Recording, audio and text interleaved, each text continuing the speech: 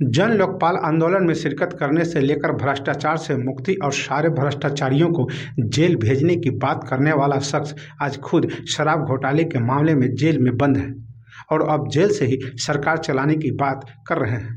इतना ही नहीं, सरकार चला भी रहे हैं और दो आदेश भी पारित कर दिया है। दिल्ली के मुख्यमंत्री पद से इस्तीफा न देने पर अरे अरविंद केजरीवाल अब घिरते जा रहे हैं।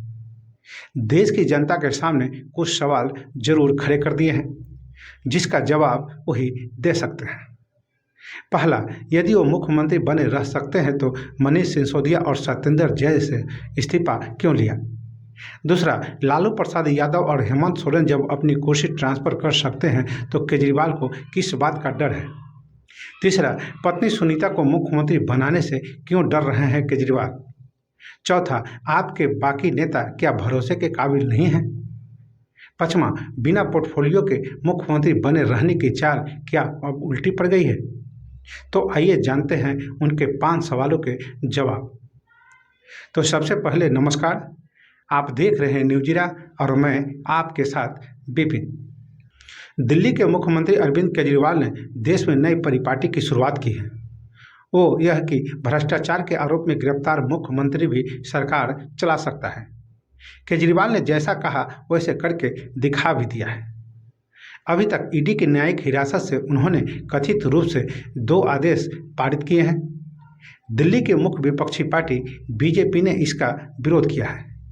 वहीं ईडी ने भी जांच शुरू की है कि बिना कागज कलम और कंप्यूटर के किस तरह अरविंद केजरीवाल अपने मंत्रिमंडल के सहयोगियों को आदेश भेज रहे हैं। फिलहाल अरविंद केजरीवाल कब तक जेल के अंदर से दिल्ली की सरकार चला पाते हैं ये तो समय बताएगा, पर उन्होंने देश की जनता के सामने कुछ सवाल जरूर खड़े कर दिए हैं, जिसका जवाब वही दे सकते हैं। अरविंद केजरीवाल को ऐसा लगता है कि वो जेल के अंदर से ही सरकार चला सकते हैं, तो फिर यह योजना उन्होंने अपनी टीम के अन्य मंत्रिमंडल साथियों को जेल जाने पर क्यों नहीं शुरू की। इससे बेहतर क्या हो सकता है कि जेल के अंदर से उन्हें अपने साथियों के साथ मीटिंग वगैरह की सुविधा भी मिल जाती। अरविंद केजरीवाल को जेल में पहुंचे साथियों की फिर से मंत्रिमंडल में एंट्री करानी चाहिए। अगर शपथ ग्रहण में दिक्कत हो तो कोर्ट का सहारा लेना चाहिए।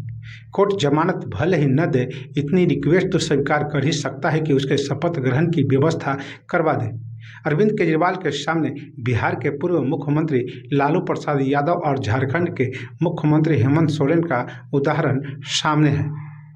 केजरीवाल लालू प्रसाद यादव का राबड़ी मॉडल या हेमंत सोरेन का मांझी मॉडल अपना सकते थे, पर शायद अभी भी वो गुना गणित लगा रहे हैं दोनों में से कौन सा मॉडल उनके लिए सही होगा, क्योंकि अभी तक ऐसा नहीं लग रहा है कि वो दिल्ली के मुख्यमंत्री पद से इस्तीफा देने वाले हैं। इसके साथ ही यह भी तय है कि जेल के अंदर से दिल्ली सरकार को चलाना ज़्यादा दिन तक संभव भी नहीं है। मंगलवार को जिस तरह से बीआरएस के कविता को इसी शराब घोटाले में कोर्ट ने 14 दिन की न्यायिक हिरासत में भेजा है, उससे तो यही लगता है कि केजरीवाल को भी कोर्ट से राहत नहीं मिलने वाली है। आज नहीं तो कल लालू और हेमंत सोरेन की तरह केजरीवाल को फैसला लेना ही होगा। पत्नी सुनीता केजरीवाल को मुख्यमंत्री बनाने से डरने के पीछे क्या कारण हो सकता है।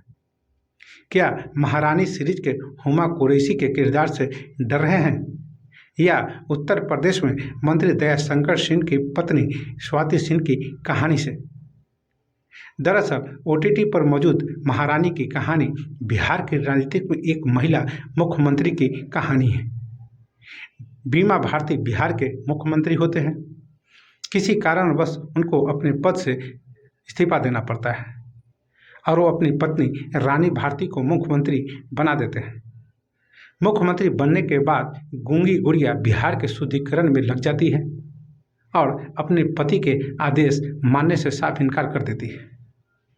बाद में बीमा भारती बहुत कोशिश करके भी अपनी पत्नी को कुर्सी से उतार नहीं पाते हैं। उत्तर प्रदेश के परिवहन मंत्री दयाशंकर सिंह की पत्नी स्वाति सिंह की भी यही कहानी है। बीजेपी नेता दयाशंकर ने मायावती के लिए कभी अपशब्दों का इस्तेमाल किया था। मामला बढ़ने के बाद अपने पति के बचाव में उतरी स्वाति सिंह इस तरह हाईलाइटेड होती है कि पति की जगह पार्टी उन्हें विधायक का टिकट दे देती है और फिर जीतने पर मंत्री भी बनती है। उसके बाद स्वाति सिंह अपने पति के आदेशों को मानने से इनकार कर देती है और अपनी स्वतंत्र इमेज बनाती है। क्या केजरीवाल को ये दोनों कहानियां परेशान कर रही है? क्योंकि सुनीता केजरीवाल भी IRS रही है। प्रशासनिक सेवा के दौरान उनकी योग्यता पर कभी उंगली नहीं उठी है, इसीलिए उनकी काबिलियत पर कोई संदेह नहीं किया जा सकता। हो सकता है कि जब उन्हें मुख्यमंत्री का पद मिल जाए तो केजरीवाल से बेहतर काम करें, क्योंकि केजरीवाल अपने मुख्यमंत्रित्व काल में कभी एक्टिविस्ट से ऊपर नहीं उठ पाए। हो सकता है पुरुष का ईगो केजरीवाल के आड़े आ रहा हो, जिसके चलते वो सुनीता केजरीवाल को मुख्यमंत्री बनाने से डर रहे हों। अरविंद केजरीवाल के रिजाइन न करने के पीछे ये संदेश भी जा रहा है कि आम आदमी पार्टी के अपने सहयोगियों के प्रति उन्हें भरोसा नहीं हो रहा है। कहीं न कहीं भरोसे का ही कारण था कि पार्टी से प्रशांत भूषण, कुमार विश्वास, जोगेंद्र यादव आदि जैसे कदावर नेता धीरे धीरे पार्टी छोड़कर जाते रहे। तो क्या अरविंद केजरीवाल को अब भी यही चिंता खाया जा रहा है कि अगर वो आतिशी, सौरभ भारद्वाज या गोपाल राय आदि में से किसी को मुख्यमंत्री बना देते हैं तो ये लोग भविष्य में उन्हें किनारे लगा देंगे? केजरीवाल अगर ऐसा सोचते हैं तो यह सही भी है। राजनीति में कोई सगा नहीं होता है। झारखंड के मुख्यमंत्री हेमंत सोरेन भी यही चाहते थे कि उनकी पत्नी कल्पना सोरेन ही झारखंड के मुख्यमंत्री बने, पर परिवार में कई दावेदार होने के चलते उन्हें चंपई सोरेन का नाम चुना। दरअसल भारतीय राजनीति में एक बार नहीं कई बार ऐसा हुआ है जब भरोसे का लोगों ने कत्ल किया है। बिहार के मुख्यमंत्री नीतीश कुमार का उदाहरण सामने है।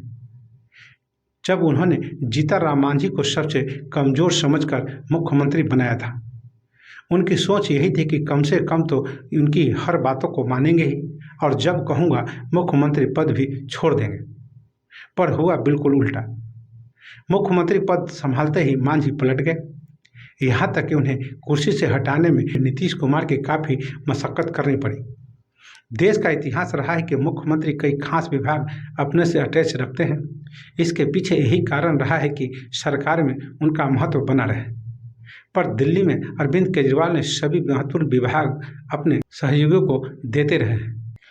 जेल जाने के पहले तक सभी खास विभाग मनीष सिसोदिया के पास होते थे, बाद में आतिशी के पास चले गए। राजनीतिक हलकों में कहा जा रहा है कि ऐसा कानूनी विवाद में फंसने से बचने के लिए ही अरविंद केजरीवाल ने किया था, पर जैसा सोचा वैसा हुआ नहीं। शराब घोटाले में खुद को कानून की जाल से वो बचा नहीं सके। तो बस अभी के लिए इतना ही। अब हमें आज्ञा दीजिए। नमस्कार।